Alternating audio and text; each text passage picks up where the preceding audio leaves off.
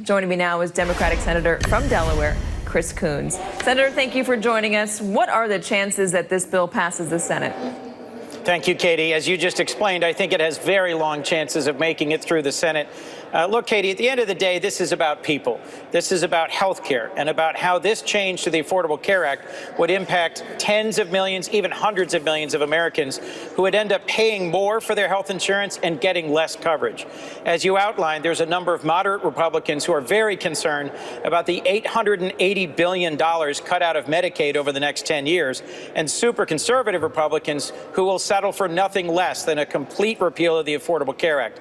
Trying to find 51 votes while accommodating those extremes within the Republican caucus will be a very tricky undertaking indeed. Congressman Collins said a moment ago on this program that this bill does cover those with pre-existing conditions. It lowers costs. He said it's going to offer better coverage for those who already have insurance and will offer coverage for those who do not have insurance. Do you agree?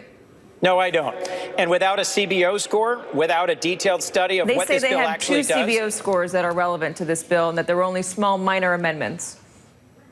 Well, I'm not sure how an $80 billion amendment is a small minor amendment, billion, but technically. I'll take him at his word that he understands the bill. Let's just say that by a number of other estimates, this will drive somewhere between 20 and 24 million people off of health insurance. And for all those who've gotten their health insurance improved, even though they get it from their employer, they've gotten it improved through the consumer protections of the Affordable Care Act.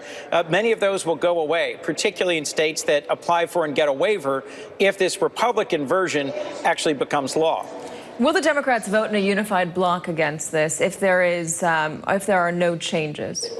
Yes, Katie, I expect we would. More importantly, dozens of Democrats have reached out to Republicans since the beginning of this year and offered to work together on improving the Affordable Care Act if Republicans will step back from their misguided attempt to completely repeal it. So far, they've said no to every offer we've made. So they're going to have to figure out a way, if they want to move ahead, to do this with exactly 51 Republican votes. And I think that's going to be very difficult. Once folks realize just how much this will harm them, their families, through their health care, I don't think there's going to be 51 Republican votes to support this Republican bill. Are the Democrats coming up with a plan to fix Obamacare? Are they coming up with some sort of legislation that they can go to their moderate Republican colleagues and say, hey, listen, we got something. Let's try to work together on this particular draft that we have that we're working on at the moment? I was a co-sponsor of several bills in the last Congress. We only had Democratic co-sponsors, but these were bills to try and address specific challenges with the Affordable Care Act in terms of the opportunity for small business owners to provide affordable health care for their employees or the reporting burden under the Affordable Care Act. I know there's other ideas that other Democrats have floated, but frankly, until we see what the Republicans come forward with in the Senate, which I think will be an almost complete rewrite based on what we've heard from Republican senators today, it's hard to know exactly what path we're going to be able to follow in this Republican-controlled Congress. House Democratic Leader Nancy Pelosi said that universal health care is not a plan that will work for Democrats. Do you agree with her? Should universal health care be a platform for Democrats going forward? Well, I think our goal has always been to steadily increase the number of Americans who have access to affordable, quality insurance. It is certainly a long-term goal that we would have universal health care access. And in many states where there is only one insurance company currently providing coverage on the markets, providing an alternative public option would make a lot of sense to me.